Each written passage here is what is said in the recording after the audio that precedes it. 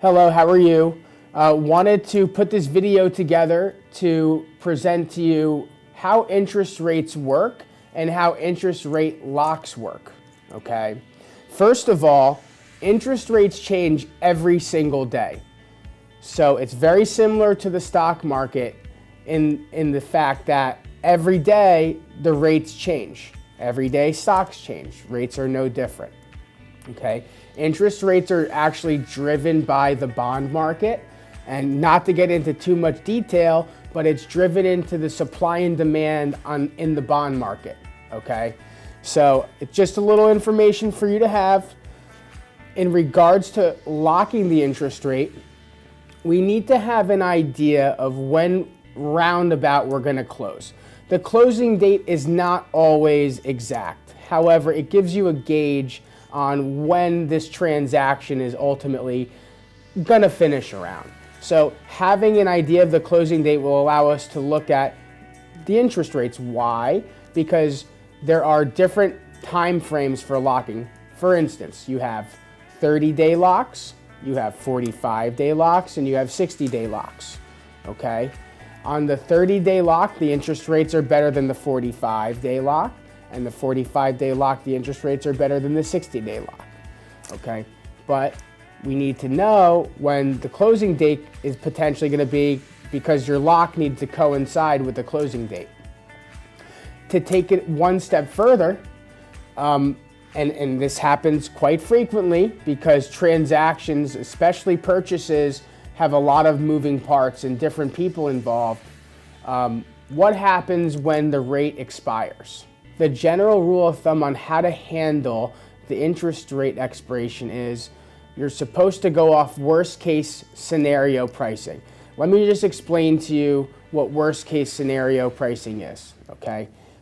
If you have an interest rate at 3% and that was from 30 days ago, you're now at day 30 and the interest rate is about to expire today. You're at 3%. On day 30, if the market, the current market going on day 30, says rates are under 3%, at that time, we can extend the rate of 3% out for 15 more days, no cost. On day 30, if interest rates are higher than 3%, then you have to consider what's called worst case scenario pricing, or you can extend the interest rate for as many days as you like. But let's talk about those two options. And this, again, remember, this is if interest rates are higher than the rate you locked into on the initial lock day. Okay, so to extend the interest rate, it will generally cost about $60 to $70 per day. And in all honesty, it really depends on your loan amount. But just to give you a conceptual idea, figure about $60 a day to extend your rate. Now, that could be costly because, if you need 1 or 2 days, okay, no problem. If you need, 1 or 2 or 3 weeks, that $60 a day adds up. Okay, that's just that concept.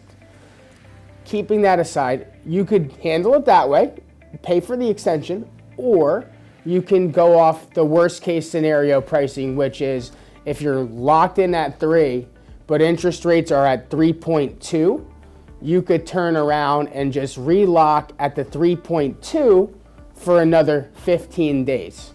What we would really need to do at that time is evaluate the numbers, okay? Is it cheaper for you to pay $60 a day and stay at 3%? Or is it cheaper to go to the 3.25 and not pay any extension fees and pay the higher interest rate? Every scenario is different, because you have to evaluate when you're going to close. So that's something that we need to consult together and figure it out at that appropriate time.